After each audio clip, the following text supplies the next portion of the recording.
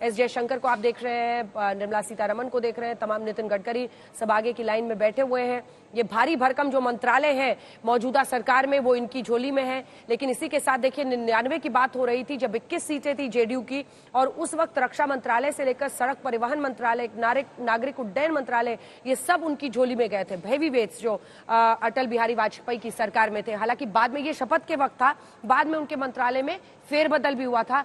लेकिन आज जब सरकार बनने जा रही है, ऐसे में ये तमाम गठबंधन के साथी किन मंत्रालयों की मांग पर अड़ते हैं, ये एक बहुत बड़ा विषय रहेगा बीजेपी के लिए, क्योंकि अपनी पार्टी के अंदर भी उनके कई हैवी वेट्स हैं जिनको संभालना, उनको देखना कि उनकी नाराजगी ना हो, ये एक चैलेंज रहेगा। इस बीच 9 जून को शपथ ग्रहण समारोह के लिए तैयारियां हो चुकी हैं। राष्ट्रपति भवन से तैयारियों की भी तस्वीरें आने लगी हैं, और इस बार प्रधानमंत्री ने खास इंतजाम किया है कि जो मेट्रो के कर्मचारी हैं, जो वहां पर पार्लियामेंट से लेकर हर जगह के कर्मचारी हैं, उनको भी खास न्योता इस बार दिया जा रहा है कि वो भी शपथ ग्रहण समारोह में शामिल हो। लेकिन दोनों ही, चाहे एन फैक्टर के नीतीश बाबू हो या नायडू हो, दोनों ही अपनी अपनी मांगे रख के अभी से ही खूंटा गाड़ रहे हैं। नीतीश बाबू कह रहे हैं कि देखिए अग्निवीर योजना पर सोचना होगा, प्रेशर टैक्टिक्स। दूसरी तरफ चंद्रबाबू नायडू की पार्टी के रविंद्र, उनके नेता कहते थे मुस्लिम आरक्षण जारी रहेगा।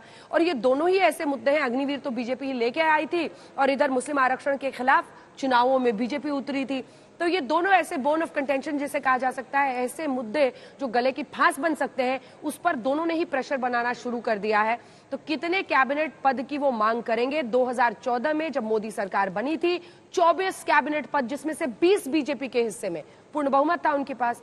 4 अन्य को गए थे जिसमें शिरोमणि अकाली दल, रामविलास पासवान जी साथ थे, तो जो अब नहीं रहे वो उसमें मंत्री थे। 4 कैबिनेट मंत्री पद दिए गए थे अन्य पार्टियों को, एक एक सबको। वहीं आप अगर आ जाइए 2019 में तो 25 मंत्री बने, तब 22 बीजेपी के और सिर्फ 3 गए थे अन्य सहयोगी दलों से। लेकिन इस बार की स्थिति कुछ और है। इस बार ज्यादा मंत्री पद, मतलब आप समझ सकते हैं कि जो रेशियो है वो पूरी तरह से पलटेगा अगर आपको सहयोगी दलों को खुश रखना होगा। हमारे साथ 3 मेहमान हैं, 2-2 लाइन का कमेंट जल्दी से। आशुतोष जी, आपके साथ शुरू करते हुए, देखिए विपक्ष, एक ऐसा नतीजा इस बार आया जब विपक्ष ज्यादा खुश था, लेकिन कांग्रेस पार्टी, सच्चाई ये है कि नर्वस 90s की शिकार हो गई, 99 पर अटक गए। लेकिन अखिलेश यादव की परफॉर्मेंस जबरदस्त रही, उन्होंने अपना बेस्ट परफॉर्मेंस किया, और मुझे लगता है प्रधानमंत्री नरेंद्र मोदी पहुंच गए हैं वहां पर। नरेंद्र मोदी के नजरिए से अगर ये देखें तो बहुत बड़ा दिन है। न सिर्फ एक रिकॉर्ड वो बना रहे हैं गैर कांग्रेसी प्रधानमंत्री के तौर पर तीसरी बार, बल्कि अभी नड्डा साहब जा रहे हैं मुझे लगता है स्वागत करने के लिए उनका।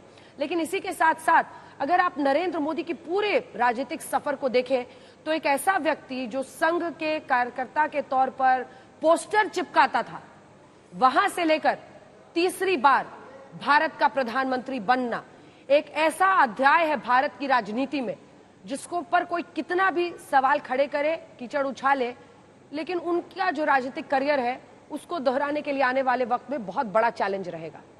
इसमें कोई दो राय नहीं कि प्रधानमंत्री नरेंद्र मोदी का बहुत बड़ा कंट्रीब्यूशन है। आज भारतीय जनता पार्टी जिस मुकाम पे है, उसमें अपने बल पे 2014 में सरकार बनाना, फिर उसके बाद 2019 में रिपीट करना और 2024 में दोबारा सत्ता में आना, भले ही एनडीए गठबंधन के साथ आए हैं, तो ये इसको नकारने का कोई अर्थ नहीं है।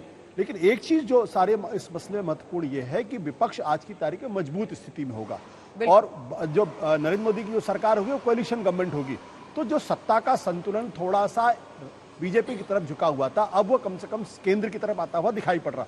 और ये देश की अच्छी बात इस बात को कोई नकार नहीं सकता कि इस बार भारत की जनता ने ये फैसला दिया है कि हम एक मजबूत विपक्ष चाहते हैं, एक मजबूत विपक्ष जो कि बहुत दूर नहीं है सत्ताधारी गठबंधन से। ये एक स्पष्ट जनादेश है। संसद भवन के बाहर ये देखिए ढोल नगाड़े की धुन है, सुना देते हैं आपको।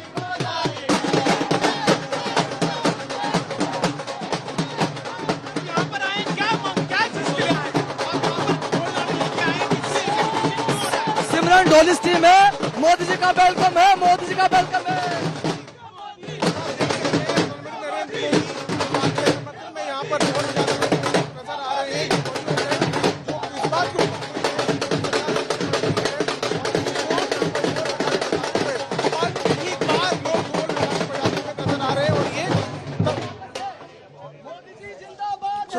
Seeing as to how their celebrations are taking place right in front of a parliament. At one side, the Indian leaders are holding meetings. On the other side now,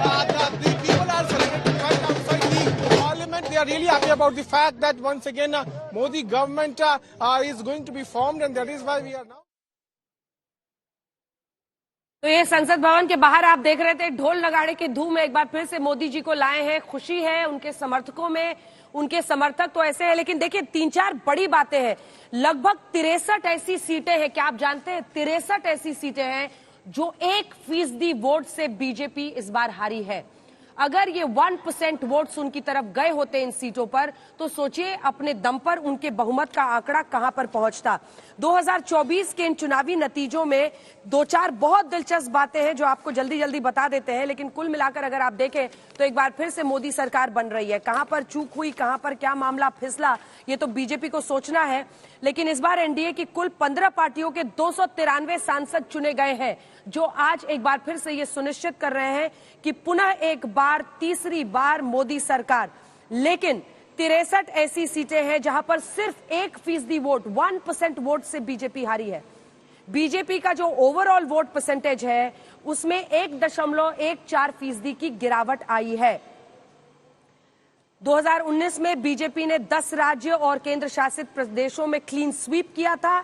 इस बार 7 में ही कर पाई है, जिसमें मध्य प्रदेश, अरुणाचल प्रदेश। बड़े राज्य में अगर आप देखें तो सबसे बड़ा राज्य मध्य प्रदेश ही है। कर्नाटक, यूपी सब उनके हाथ से, बिहार सब उनके हाथ से फिसला है। मैं क्लीन स्वीप की बात कर रही हूं। इस बार क्लीन स्वीप 7 राज्य केंद्र शासित प्रदेश में है, जिसमें मध्य प्रदेश, अरुणाचल प्रदेश, हिमाचल प्रदेश, त्रिपुरा, उत्तराखंड, दिल्ली और अंडमान है। दिल्ली में लेकिन बहुत दिलचस्प है, क्योंकि बावजूद इसके कि अरविंद केजरीवाल को सुप्रीम कोर्ट से अंतरिम बेल पर रिहाई मिली कि वो चुनाव प्रचार कर पाए, वो दिल्ली की सीटों में कोई बदलाव नहीं कर पाए। हालांकि पंजाब में आम आदमी पार्टी की सीटें बढ़ी हैं, लेकिन दिल्ली में बीजेपी ने क्लीन स्वीप किया। 7 की 7 सीटें बीजेपी की झोली में आई। बीजेपी ने 19 में 303 सीटें जीती थी। जिन 303 सीटों को वो जीती थी उनमें से 92 सीटों में उसे हार मिली है, लेकिन 32 नई सीटें वो जीत पाई है।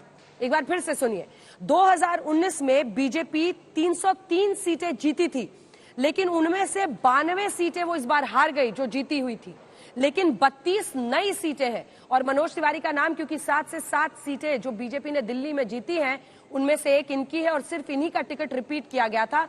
दिल्ली में एक बड़ी कामयाबी है, क्योंकि दिल्ली में आप देखते हैं कि 7 सीटों पर अरविंद केजरीवाल के बाहर आकर चुनाव प्रचार करने के बावजूद बीजेपी जीत पाई है। और अब कांग्रेस के अगर आप देखें तो विपक्ष मजबूत हो, ये जनता ने अपने जनादेश से साफ कहा है। अगर कांग्रेस 52 सीटों से 99 पर पहुंची है तो ये एक साफ संकेत है कि एक मजबूत विपक्ष चाहिए, एक मजबूत ऑपोजिशन चाहिए।